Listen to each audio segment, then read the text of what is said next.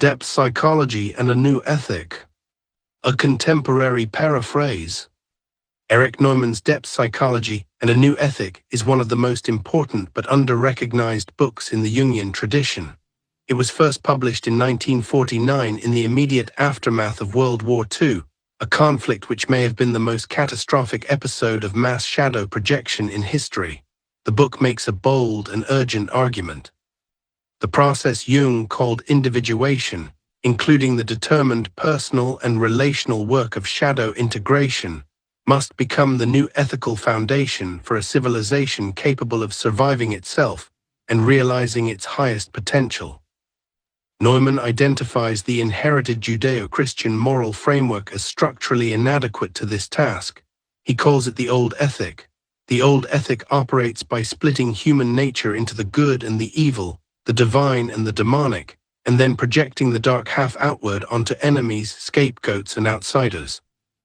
By denying and repressing the shadow rather than consciously integrating it, this ethic does not eliminate evil, it displaces it. The shadow is the natural, primal dark side of the human psyche, and when it is refused and projected out rather than owned, the result is the recurring catastrophes of mass hysteria, persecutions, and world wars. Neumann is direct about the ultimate stakes. He believed the survival of the human race depends on whether we can find a better way. The solution he proposes is a new ethic, one grounded not in repression and projection but in conscious individuation, honest shadow work, and a psychologically aware way of living. This is not an easier or more permissive morality. It is a harder one because it asks each person to take responsibility for their own inner darkness rather than exporting it onto others. Jung himself, in his foreword to this book, calls it the first serious attempt to work out what the discovery of the unconscious actually means for ethical thought. The original text was translated from German, and while the translation is faithful to Neumann's thought, the language is dense and demanding. The creator of this current production used AI tools to paraphrase and simplify the writing in order to make the ideas more accessible to a wider audience. Please excuse any mispronunciations or inconsistencies in the reading due to the current limitations of AI voice technology. If this paraphrased edition moves you, we encourage you to seek out the original, which is still in print through Shambhala Publications. This derivative work was created in such a way as to not infringe upon the publisher's copyright. Foreword by C.G. Jung. Jung opens with characteristic intellectual honesty. He is an empiricist and a doctor, not a philosopher, and he has never attempted to construct an ethical system in the abstract. And yet, as he acknowledges, his entire professional life has been spent in close quarters with the raw material from which any genuine ethics must be built. In his long clinical experience, the chief causes of neurosis are almost invariably conflicts of conscience and moral problems that will not be resolved by ignoring them. This places the therapist in a position of genuine difficulty. Decades of practice teach one lesson above all others: moral instruction is largely useless. Telling people what they ought to do rarely changes anything. And as a therapist comes to know a patient deeply, he finds himself progressively less certain about what is truly good for that person, good for him individually, good for his family, good for society. The question unravels in every direction. This is why Jung finds it nearly impossible to formulate universal ethical rules. The difficulty is not that the task seems unimportant. Quite the opposite, he regards it as urgent. The discovery of the unconscious has created an entirely new psychological landscape, and the ethical frameworks inherited from the past have not kept pace with it. As the plainest evidence of this failure, Jung points to the catastrophes of modern Europe, events that surpassed even the worst horrors of Rome or the French Revolution, and exposed with pitiless clarity the practical inadequacy of the moral foundations on which Western civilization had believed itself to rest. The key problem is the shadow, the dimension of the psyche that contains everything the conscious ego refuses to acknowledge about itself, everything that cannot be reconciled with the identity the individual has constructed and the values the collective endorses. Once the shadow is taken seriously, moral principles that had seemed fixed and self-evident begin to loosen their grip.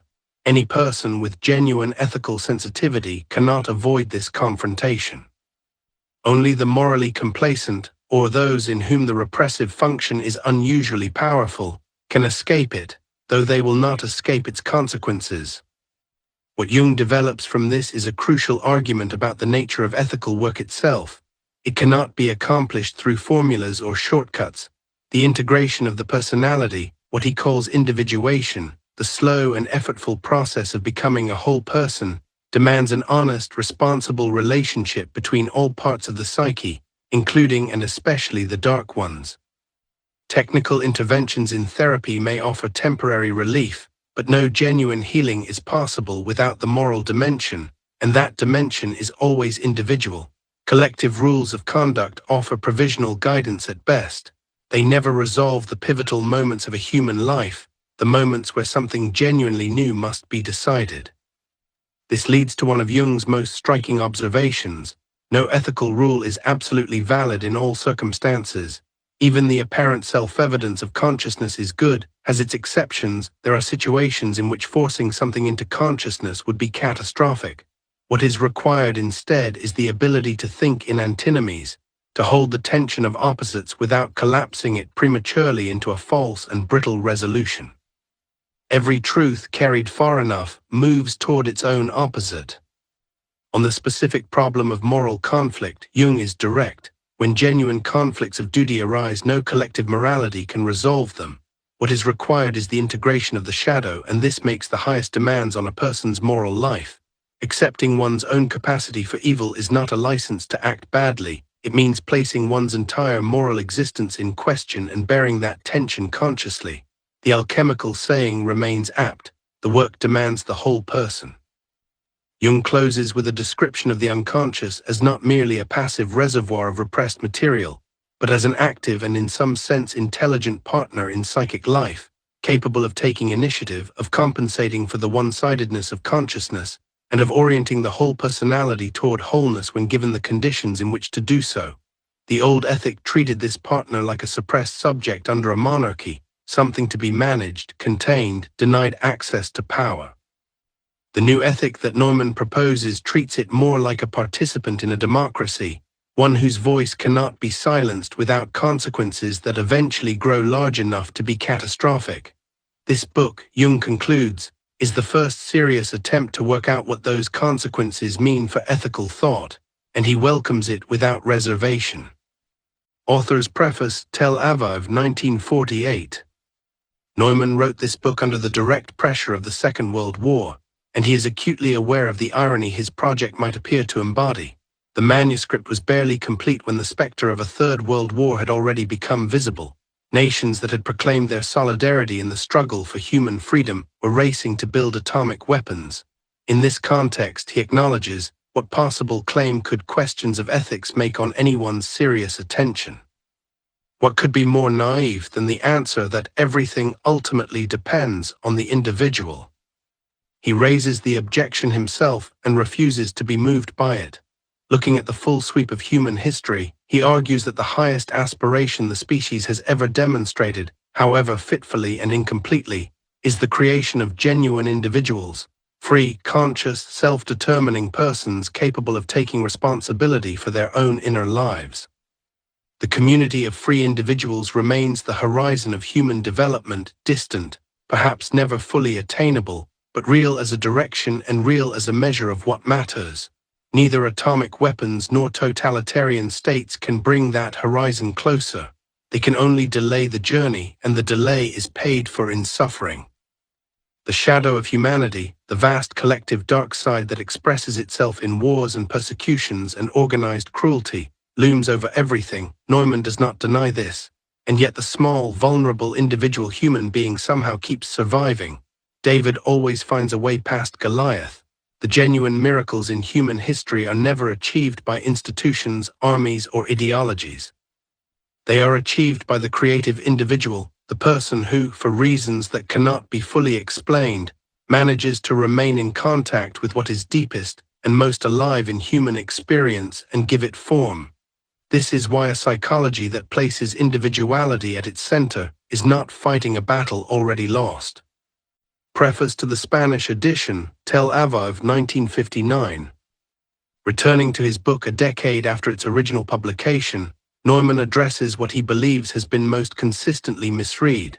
The most important clarification concerns hierarchy. His argument is emphatically not that the new ethics supersedes the old one for everyone, or that depth psychology offers a more permissive alternative to traditional moral seriousness. What he proposes is a hierarchical understanding of ethics, one that recognizes that different stages of psychological development require different moral frameworks, and that no single set of rules is adequate to the full range of human experience. The new ethic, properly understood, does not make moral life easier. It makes it considerably harder.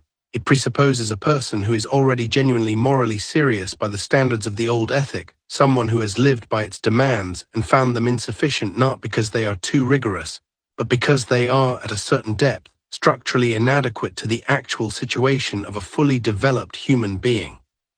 The person who imagines that depth psychology provides a way around ethical responsibility has not understood a single page of this book. What has changed is not the gravity of the moral demand, but the sophistication of our understanding of what we are actually dealing with. Modern experience has made it impossible to trust simple formulas, do this, do not do that, to carry the full weight of genuine ethical life.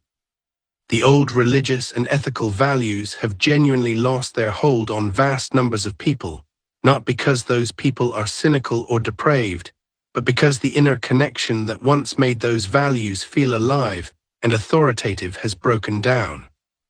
People so situated are adrift, vulnerable to being seized by forces they cannot identify or name. And this is not merely the problem of the disturbed individuals who appear in a therapist's consulting room. It is far more alarmingly the problem of the apparently normal people who plan wars, conduct persecutions, and prepare instruments of mass destruction with perfectly clear consciences, with no experience of inner conflict at all. He closes with the Hasidic story. A student returns from studying with a great teacher and says the commandment, "Thou shalt not steal," is interpreted differently there. In that community it no longer means don't steal from your neighbor, it means one may not steal from oneself.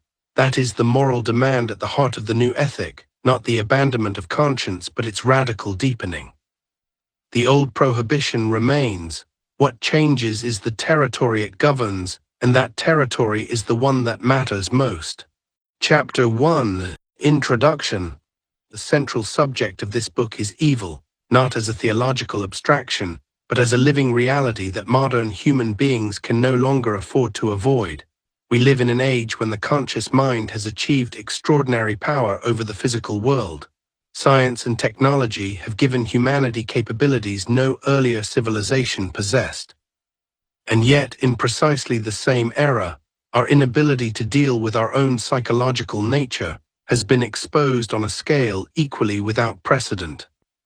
The world wars are the most visible symptoms of this failure, but the catastrophe runs deeper than any single conflict. It is the direct result of a structural defect in the way Western civilization has organized the relationship between consciousness and its own dark side. What defines the age, Neumann argues, is a collective eruption of evil in human beings. The standard explanations, political, economic, sociological, all miss the essential point. None of them can account for the fact that hundreds of millions of people could be seized by destructive forces and mobilized in their service. The old Judeo-Christian ethic, for all its genuine achievements, proved incapable of containing or transforming these forces. This was not an accident and not a failure of individual will. It is a structural problem rooted in the very way that ethic was built. We are now in a transitional period. The old ethic has broken down, but a new one has not yet taken its place. Without an effective ethical framework, individuals and whole societies become vulnerable to what Neumann calls moral insanity, the condition in which destructive forces run freely while consciousness remains convinced of its own righteousness. The battle lines appear clearer than they really are. Those who oppose evil are not simply the good fighting the bad. The capacity for evil is not confined to any side of any political or military frontier. It lives in each of us, The murdered and the murderers are both expressions of the same underlying psychological failure. All peoples, nations, religions, and classes share in the guilt. The evil that exploded in the Nazi drive toward domination is the same evil that has stood in the way of social justice, denied self-determination to colonized peoples, and resisted the recognition of a common human destiny. It is not a foreign monster that emerged from outside civilization. It is civilization's own shadow. One of Neumann's most original insights in this chapter concerns the relationship between the individual and the collective. The individual is not separate from the collective. He is, in a real psychological sense, an organ of it. His inner life is shaped by the deepest layers of the shared unconscious that all human beings carry together. The problems that torment him are typically the very problems the culture needs to solve but has not yet addressed. The sensitive person, the creative person, the person who falls ill from a seemingly private conflict, these are frequently the forerunners.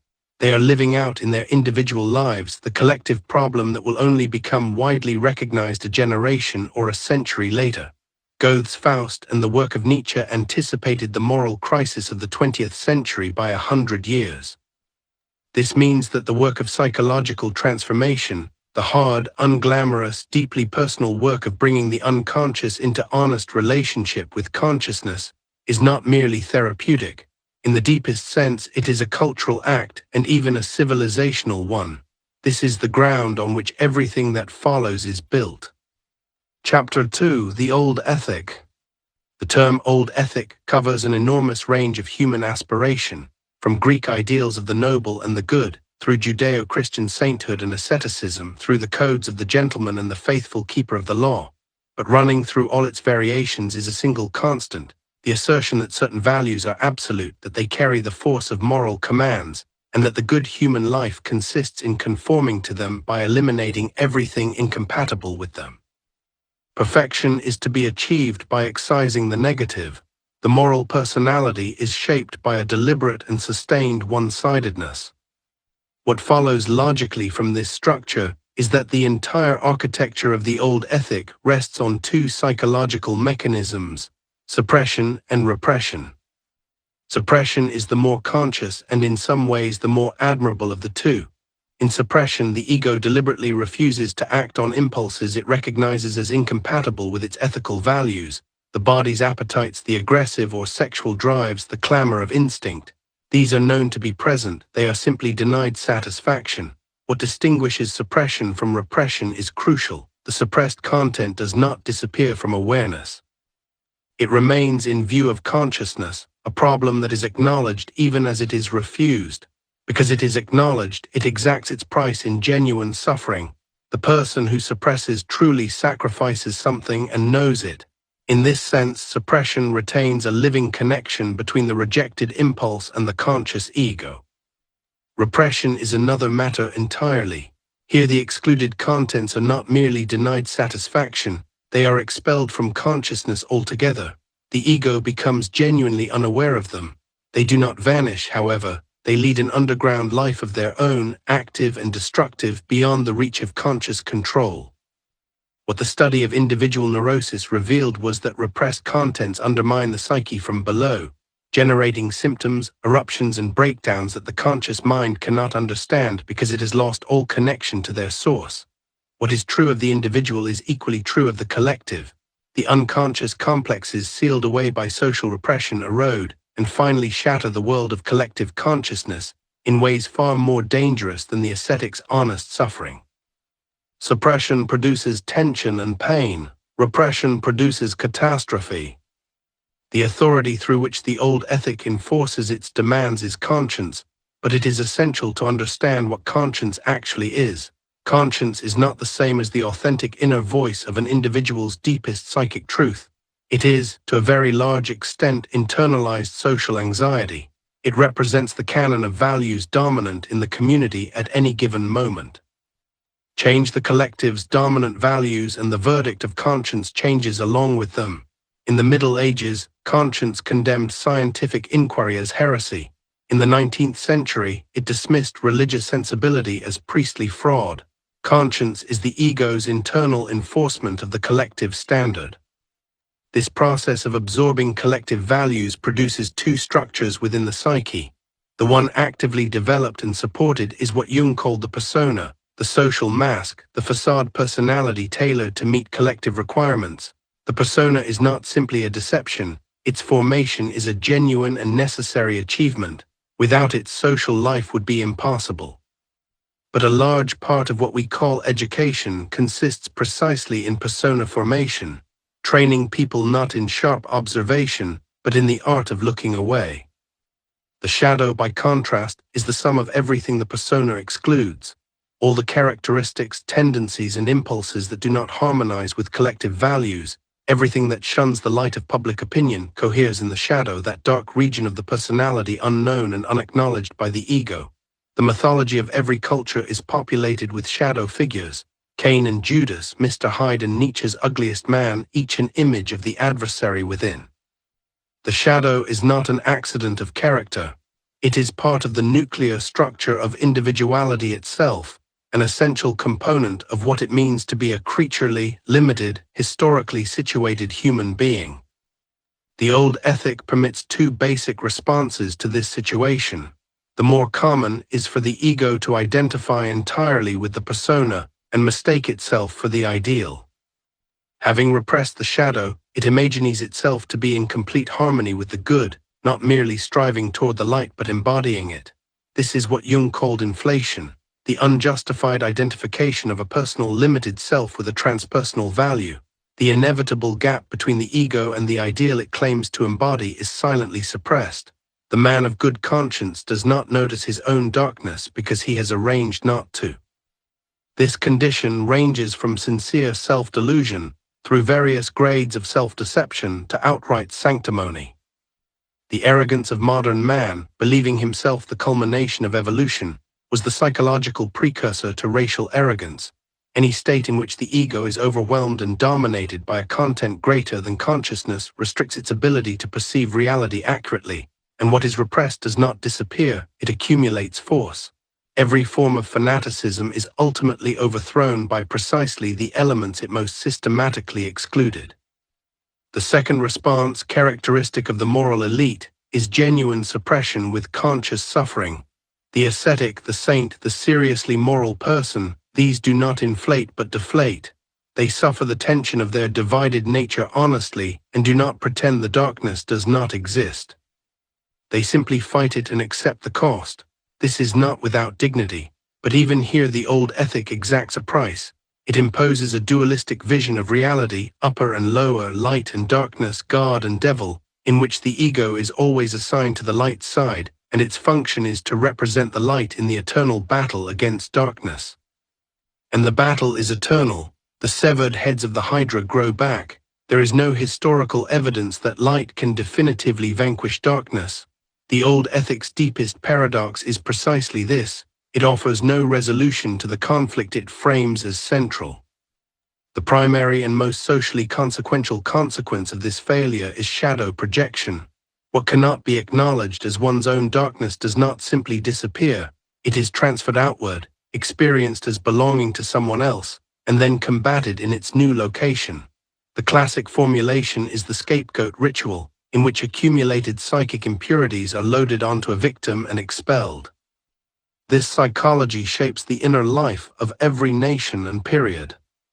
It operates through three consistent classes of victim: the alien, those who differ in race, ethnicity, or religion, the primary receptacle for projected shadow throughout human history; the ethically inferior, those who fail to maintain even a minimum persona, criminals, outcasts, psychopaths, punished with a solemnity that derives directly from scapegoat psychology; and paradoxically, outstanding individuals, founders, prophets, men of genius, whose very superiority makes them threatening to the collective average. Socrates, Jesus, Galileo all belong to this series. The political consequences are equally predictable. A group that is consciously identified with ethical values while remaining unconscious of its shadow will experience, beneath its official self-righteousness, a persistent subliminal insecurity, a dim awareness that it is not as good as it claims. To protect against this awareness, projection must become systematic. What eventually emerges is the full-blown paranoid reaction, the policy of encirclement, the conspiracy of world Jewry, the yellow peril, the Bolshevik plot.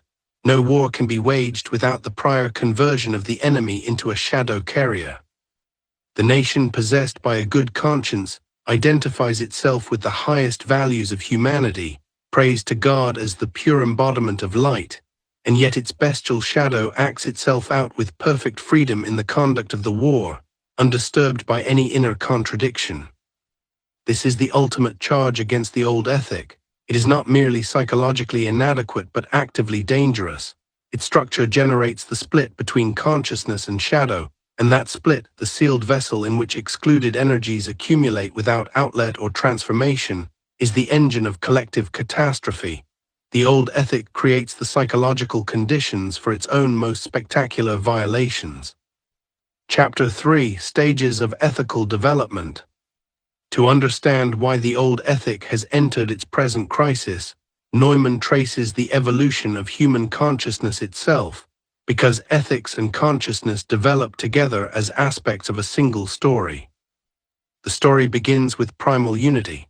In this earliest stage, the individual ego is barely differentiated, largely helpless, and almost entirely subject to the powers of the unconscious and the authority of the tribe.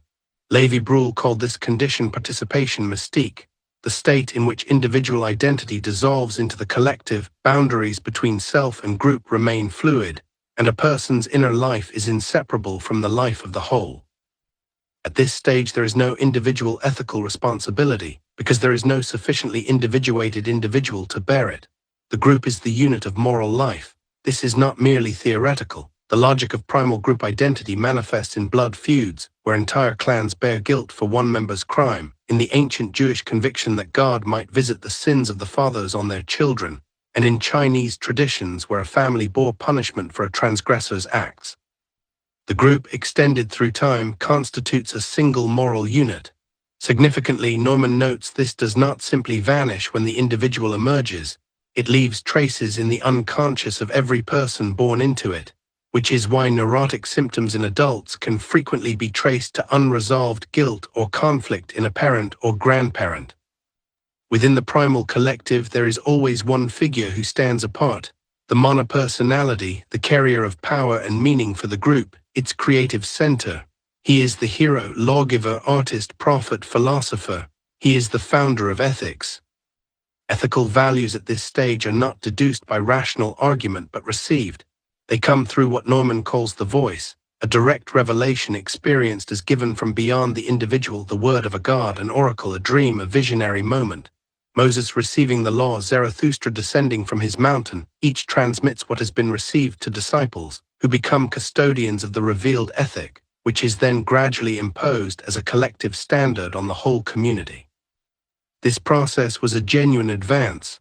Before the old ethic existed, the ego was the helpless instrument of whatever force seized it: hunger, fear, sexuality, cruelty, the lust for power. It lived these forces out blindly, without the capacity to stand apart and ask whether it ought to follow where they led. The old ethics said, "These forces are not you. They are something to be recognized, named, and refused." Even when the individual sinned and gave way, they now failed in a new way. They knew as they fell what they were failing. The moral stance of consciousness remained intact even in moral defeat, and this was itself a form of progress. The old ethic provided a breakwater against the emotionality and elemental power of the unconscious. It helped secure the realm of the conscious mind. From this foundation, the collective ethic evolved in two directions: forward, toward what Neumann calls the ethic of individuation, and backward, toward the collapse of individual responsibility in mass man and recollectivization. The key to the forward path lies in understanding the tension between the founding individual and the collective. Every ethical founder is, psychologically, a heretic, setting the living revelation of the voice against the established deliverances of collective conscience, speaking from a level of individuality and inner authority that the collective has not yet reached. This tension is necessary. Without the pioneer individual, there is no ethical development, but it is also dangerous. The distance between what the elite requires and what the collective can actually achieve creates enormous psychic pressure. Identification with the collective ideal becomes a facade. Everything that conflicts with the ideal is repressed into the shadow. The accumulated energy of that shadow erupts in persecution, scapegoating, and mass violence. The discipline a saint can sustain through genuine inner formation becomes catastrophic when imposed as an absolute requirement on people who have neither the inner development nor the temperament to meet it. In earlier periods, this splitting tendency was partially offset by the persistence of genuine group identity, villages, guilds, extended families, in which weaker members of the community could be held and contained without constituting a moral crisis. The modern period has destroyed these intermediate structures. Industrialization and mass society have replaced genuine community with what Neumann calls recollectivization, the aggregation of atomized individuals into masses, bound together not by living organic ties but by economic pressure, political ideology, and mass culture. These modern masses revert to the psychology of primitive group man, acting out shadow projections on enemies and scapegoats, without any of the mitigating structures that once gave primitive group life its coherence.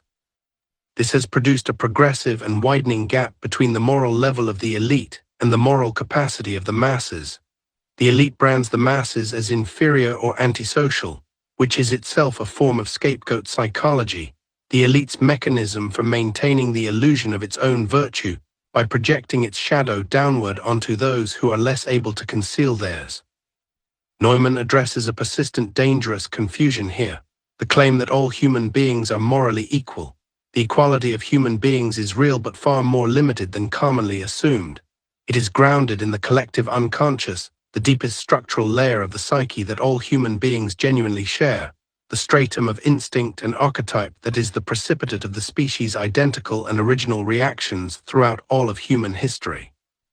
At this deepest level, the human being is the same whether encountered in a hunter-gatherer society or a modern metropolis, but this identity at the structural level coexists with the most marked inequality at the level of conscious development.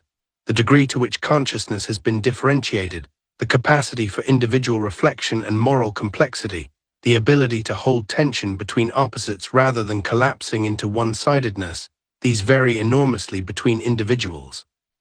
The demand for ethical uniformity, insisting that the same moral standards must apply with equal rigor to all people at all levels of development, is itself a kind of ethical naivety with serious consequences. What begins to emerge at this juncture is the outline of a different kind of ethic, one that is both relativistic and hierarchical in character. It would recognize that ethical demands are not uniform, that what is required of a saint cannot simply be required of everyone, and that the ethically more developed individual carries a responsibility not only for their own soul, but for the unconscious effects their standards produce in those who are living at lower levels of development. Chapter 4: The New Ethic. To understand what the new ethic would actually require of a human being, Neumann turns from the collective to the individual, specifically, to the kind of moral crisis that drives a person into depth psychology, and to what that journey, honestly undertaken, actually demands. The process almost always begins with the moral problem, specifically, the assimilation of the shadow and the transformation of the persona. The persona is the social face we construct to meet the world, the edited version of ourselves that we present to others and increasingly mistake for the whole of what we are. The shadow is everything excluded from that presentation, the drives, impulses, qualities, and desires that conflicted with our self-image and were pushed down into the unconscious depths of the personality. The encounter with the shadow in depth analysis is typically disorienting and humiliating. Dreams confront the person in analysis with the figures of the hidden self in a long series of uncomfortable disguises: the beggar, the criminal, the coward, the fool, the brute. What shakes people most profoundly is not the strangeness of these figures, but the inescapable recognition that they are him, that this alien, hostile, shameful other is a genuine part of his own personality. The great teaching of depth psychology, that art thou, first announces itself on a very discordant note in the discovery of one's own shadow. Modern consciousness is especially poorly prepared for this encounter. A popularized Freudianism has trained people to explain their difficulties in terms of what was done to them, by parents, circumstances, genes, early experiences, presenting themselves as victims of forces beyond their control. The result is an ego that considers itself essentially innocent and resists any deeper accounting with considerable energy. The analysis of the shadow breaks through this innocence. The person is obliged to recognize not only that they are limited, prejudiced, or infantile in certain ways, but that within them there are roots reaching down to the very sources of evil, to aggression, destructiveness, the capacity for cruelty that no human being entirely lacks. The moral weight of this recognition depends precisely on its being made without evasion, not softened by noting that evil is culturally relative, not excused by circumstance. The ego must recognize by its own deepest lights that it has done or is capable of doing what is genuinely wrong. What the process of individuation requires in practical terms is that the ego enter into a working relationship with the shadow, a negotiated coexistence in place of the regime of suppression and denial that the old ethic demanded. This is not giving the shadow free rein. It involves rather the relinquishment of the ego's claim to absolute moral purity, its grandiose self-identification with the ideal, its insistence that it stands unambiguously among the good. The inflated illusion of the virtuous ego, the fiction that one has successfully separated oneself from the evil side of human nature, must be sacrificed. The ego must come down from its pedestal and accept the state of actual imperfection that is the genuine condition of a historical, embodied, creatively human being. This is one of the most counterintuitive and most resisted aspects of the new ethic. It does not mean that good and evil have become indistinguishable, or that ethical discrimination no longer matters.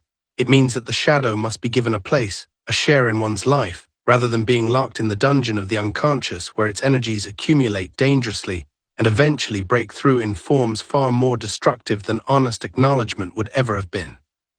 Neumann then surveys the characteristic ways Western culture has responded to the breakthrough of the dark side over the past century and a half, and finds them all inadequate.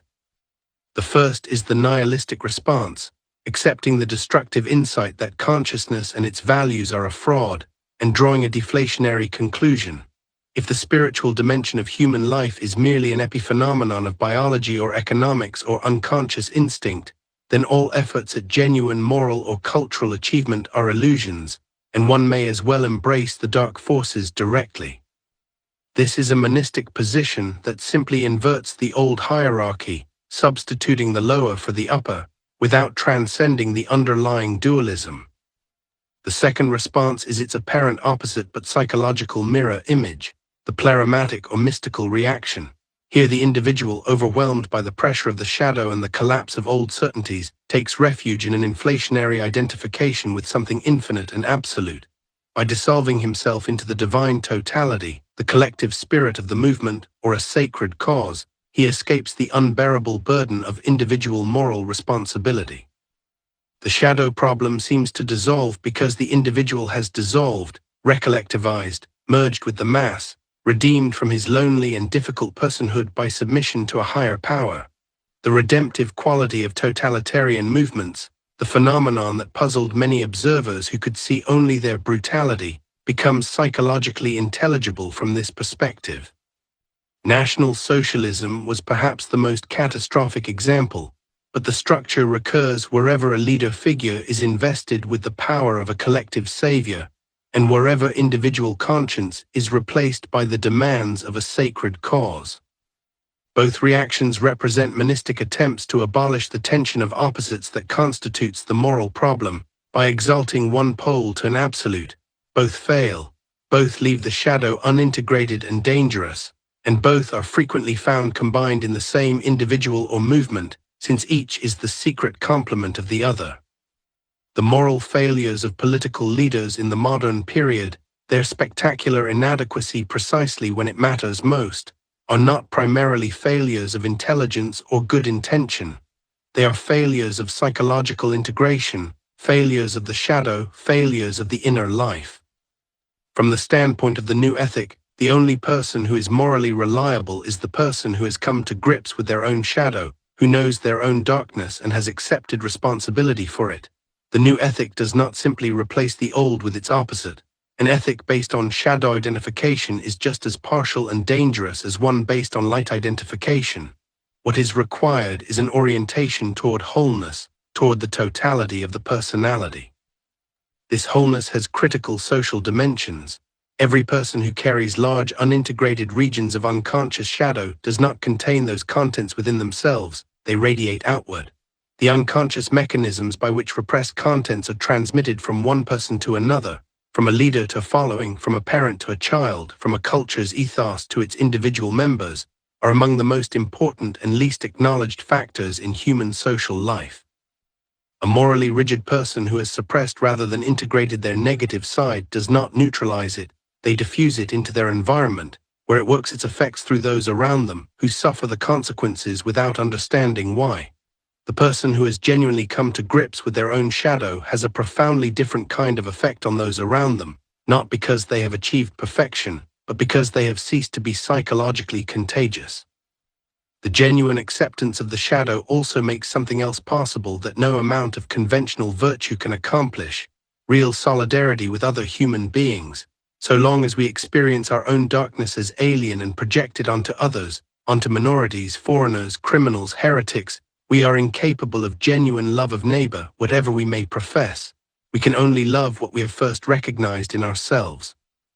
When the recognition has been made, when one has viscerally encountered in oneself the ugly, primitive, driven aspects of human nature, something shifts. The alien becomes less alien, the enemy becomes less monstrous.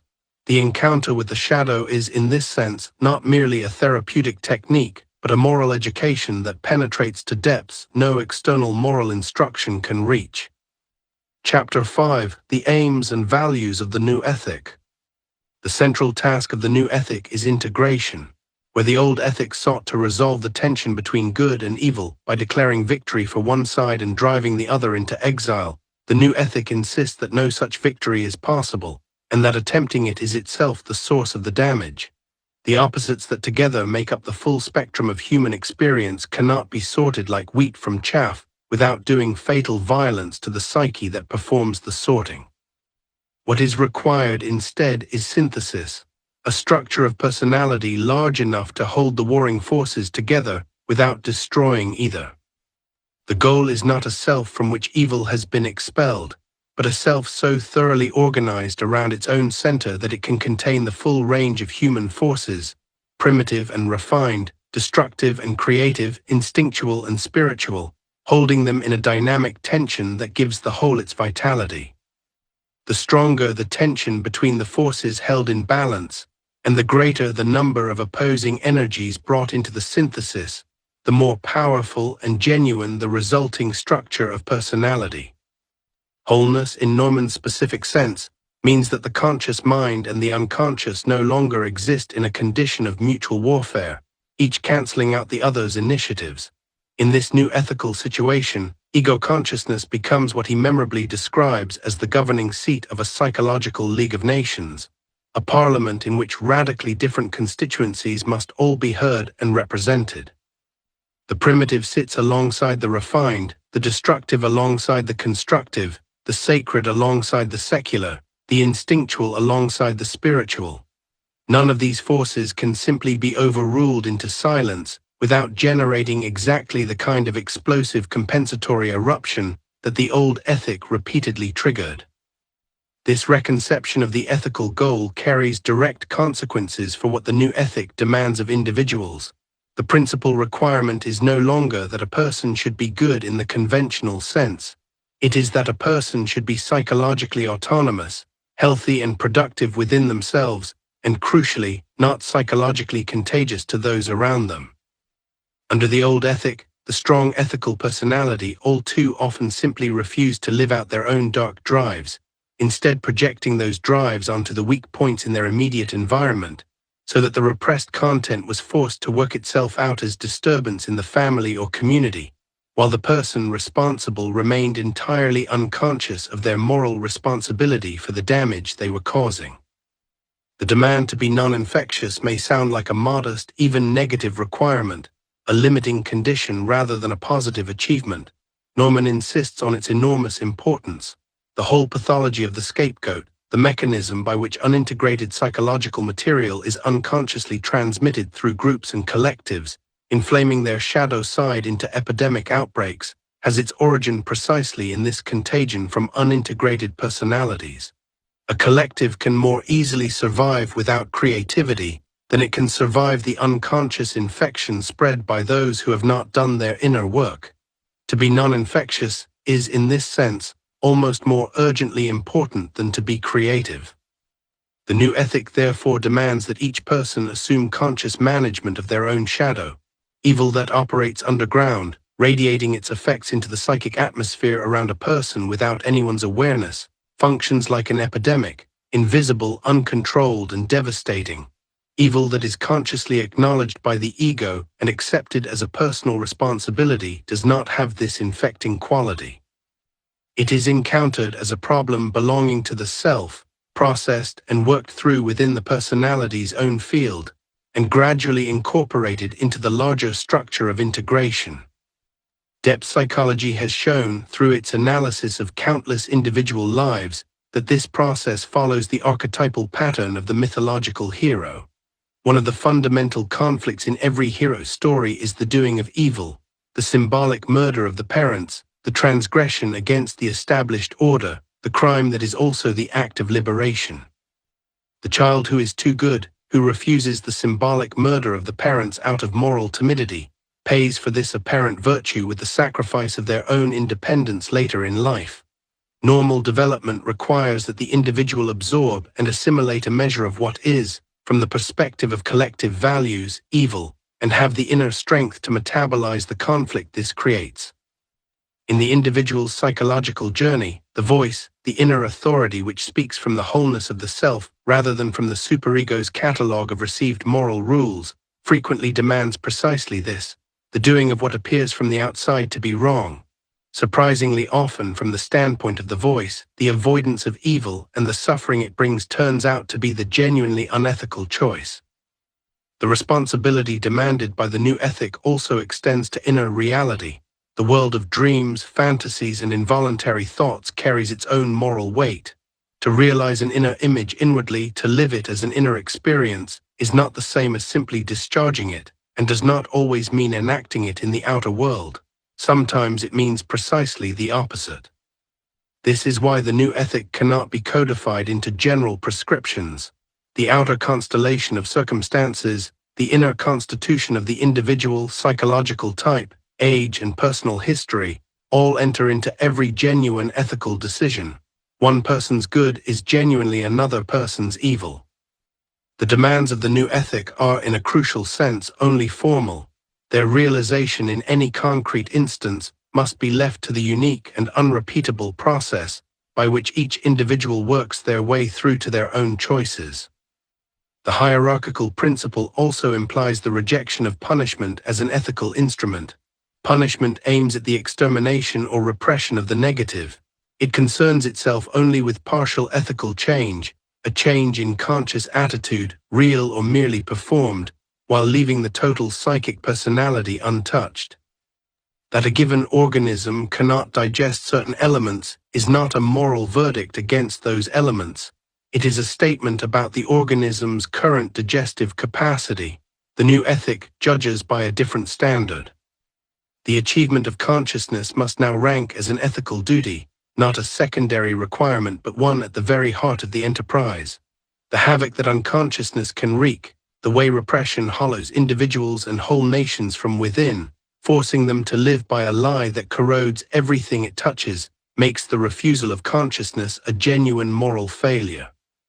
In the new ethic, the decisive criterion is no longer the nature of the content being examined, whether it is conventionally good or evil, but the extent and quality of self-awareness brought to bear on it. To acknowledge one's own evil is good. To be too good, to strain after an idealized self that exceeds what is actually available and possible for a given person, is evil. Evil done consciously, with full acceptance of personal responsibility, without flight or evasion, is paradoxically ethically good. The repression of evil, accompanied as it always is by an inflationary overvaluation of oneself, is evil even when it proceeds from the best of intentions. The locus of ultimate authority has shifted from the ego to the self, that deeper center of the total personality which includes both conscious and unconscious dimensions. Neumann offers an analogy from biology. The human body operates as distinct subsystems that science can study independently, yet also as a unified whole, a single organism whose various systems are attuned to one another in interdependence. The virtual center from which this coordinating unity operates is what he calls the self. It is neither any particular subsystem nor their sum. It is the organizing principle of the totality. The self includes the unconscious within itself, and is at the deepest level identical with the totality of the body as well, since psychic processes and physical ones are correlates. What distinguishes the human situation from the purely biological is that in the psychic realm, the tension between conscious and unconscious has been driven to the point of catastrophic separation. The poles of this split, conscious versus unconscious, spirit versus life, reason versus instinct, have been torn so violently apart that human beings have become lost in the gap between them. The whole of modern civilization's crisis is, on Neumann's account, a crisis of this split. The mature ego can no longer be satisfied with the superego's arrangements, conscience as social anxiety, the law with its rewards and punishments. In persons of genuine psychological development, all of this gives way to the voice, the inner authority that arises from the self rather than from the collective. The self takes the place formerly occupied by the superego, but with a crucial difference. It is encountered not as an external command, but as an internal revelation, not as fixity and tradition, but as a living, unfolding orientation toward what is to come. The basic phenomenon on which this process relies is what Jung called psychic compensation, the psyche's built-in tendency toward wholeness, where the conscious mind is missing something essential for its own completeness, that something will appear in accentuated form in the unconscious, in a dream that corrects a wrong attitude, in a fantasy that insists on the claims of a neglected instinct, in a slip that reveals what the ego has refused to acknowledge. A conscious mind that pays genuine attention to these compensatory movements, actively responding to them rather than merely observing them, is authentically orienting itself by the self rather than by the ego's preferences. The result of this orientation over time is a stability of personality the old ethic could never achieve.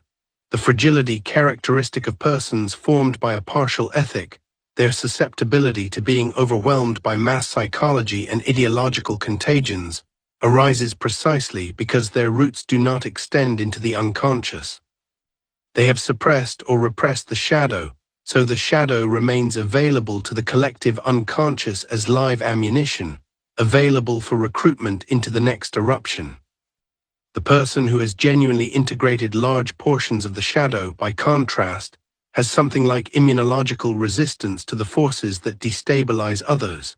They have already lived within themselves much of what the collective experiences as external catastrophe. They are not destroyed by the tension of opposites because they have found a way to hold that tension as the very source of their vitality.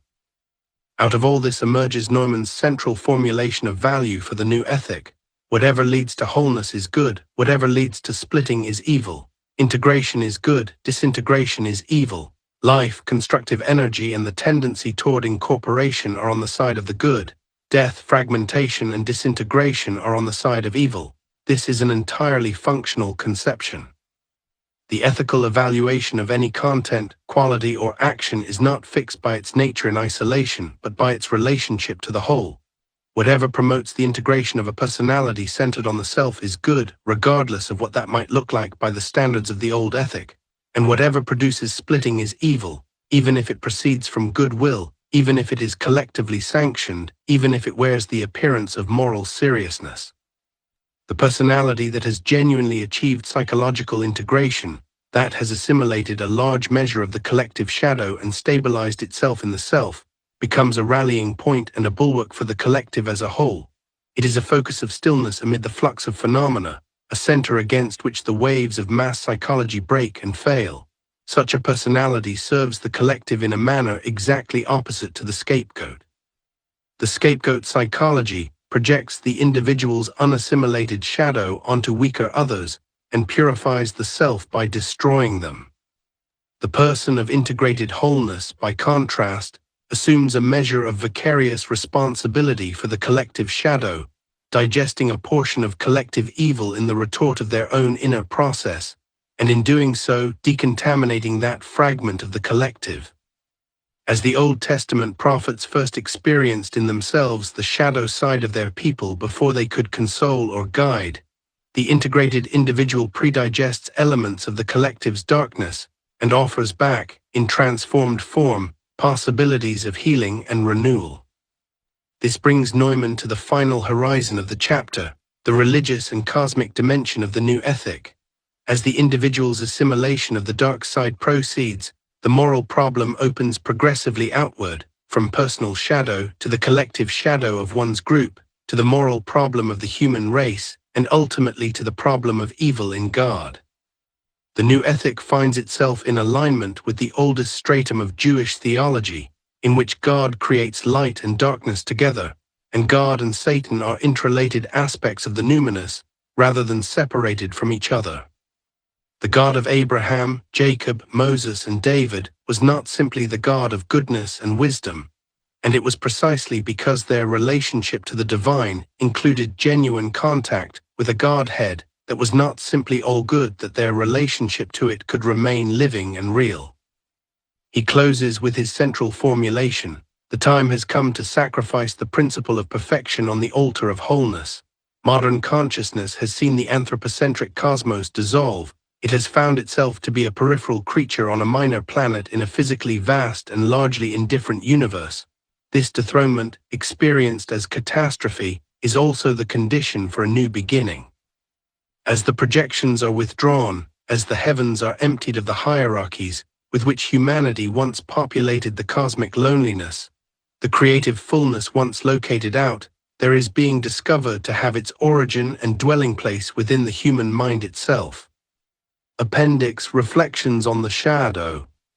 This appendix deepens and consolidates the book's central argument with particular focus on the shadow's role in individual transformation.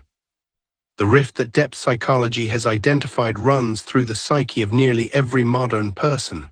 As consciousness develops and the individual identifies with ego and collective values, the shadow is not dissolved, it is driven further into the dark. The personality that splits in this way experiences its own darkness as belonging to someone else, to the enemy, to the alien. The consequences are grave on every level. On the collective scale, it generates wars and persecution. On the individual scale, it creates an unstable inner condition in which the repressed forces eventually break through, overwhelming the ego in precisely the way it most feared. Mental collapses encountered so frequently in depth psychology are in large part exactly this: the eruption of the other side, the dark element asserting its claim to existence. It is at this critical point, when the weight of what earlier ages called original sin threatens to annihilate the individual under a flood of guilt and anxiety, that Jung's contribution makes itself felt as genuinely revolutionary. Freud had regarded the dark side of human nature with fundamental pessimism. Sexuality was a force to be sublimated, and civilization offered little more than the management of instinct at the cost of chronic discontent. Jung's orientation is entirely different.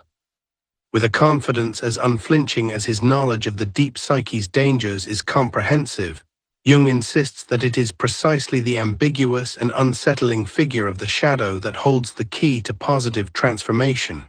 The dark side, properly engaged, is the doorway to a new wholeness, rather than simply an obstacle to it. The old order had confronted humanity with a stark and ultimately impossible choice: either acknowledge yourself as a sinner and seek redemption through religion, or attempt to expunge the dark side altogether, claiming a purity you do not possess. Jung's counter-movement is in this context an act of redemptive solidarity. He places himself on the side of humanity, on the side of the creature, and on the side of the shadow. What this means in practice is that the inferior personality, the shadow made up of everything that refuses to conform to the laws of conscious life, cannot be put to any constructive use unless its tendencies are acknowledged and given some measure of expression. This process involves genuine self-disgust and a sense of inner transgression, but it also produces something invaluable: a real self-reliance and a capacity for authentic autonomy without which individuation is simply unthinkable. This inner disobedience is not social rebellion. It is an existential and structural feature of what it means to be fully human. An entity incapable of opposing its creator, with no will of its own, could have no independent existence and could make no genuine ethical choices. The shadow and the contrary will are the necessary preconditions for any real actualization whatsoever. The acceptance of the shadow carries within it an element of forgiveness, even of absolution. The individual learns not merely to coexist with himself on manageable terms, but to live with his own sinfulness, which is profoundly different from wallowing in it or surrendering to it. Before acceptance can occur, there is invariably a struggle, a mortal conflict in which the ego fights to the last to defend its existing world of values. Only through this suffering does the individual arrive at a genuinely new ethical orientation, one in which the ego and the conscious mind are no longer the sole and final arbiters of what is real and what matters. One of the most tenacious roots of evil, as Jung observed, is unconsciousness itself. He cited a saying of Jesus preserved only in apocryphal sources: "Man, if thou knowest what thou doest, thou art blessed. But if thou knowest not, thou art accursed and a transgressor of the law." This, Jung suggested, might stand as the motto for a new morality. The shadow is the guardian of the threshold, the figure who stands at the boundary between the familiar world of everyday consciousness and the deeper realm of transformation and renewal. What presents itself at first as a devil reveals itself, in time, as a guide of souls, leading the way into the underworld of the unconscious. The prototype of this descent is Faust's compact with Mephistopheles. Modern man has lost his bearings in the world, and the road toward whatever might count as salvation leads downward, toward reunion with the unconscious, with the instinctual world, with the ancestral depths. The shadow serves as messenger on this journey, carrying the news that a treasure lies hidden in the dark, a healing power that grows precisely where consciousness does not go. Jung's researches into alchemy shed decisive light on this. The role of the shadow in the alchemical process is not peripheral but essential throughout.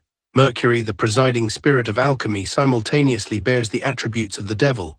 Death, blackness, decomposition, and guilt are not obstacles to the great work, but prerequisite states that must be actively embraced and suffered. The gold is found not in a heavenly realm but in the dung. The treasure is precisely where the fastidious mind least wants to look. The danger that most immediately threatens modern man is collectivization, the absorption of the individual into the mass, the surrender of the ego to collective forces, and the final dissolution of consciousness itself. Analytical psychology's answer is individuation, the growth of the individual toward wholeness that is only possible through a creative relationship between the dark instinctual energies and the light of conscious awareness. A new humanism is needed, in which the individual learns to recognize the shadow as an essential component of creative vitality rather than a shameful secret to be denied. The shadow is not merely a transitional stage to be passed through, it is the paradoxical secret of transformation itself. It is through the shadow and in the shadow that the lead is turned to gold.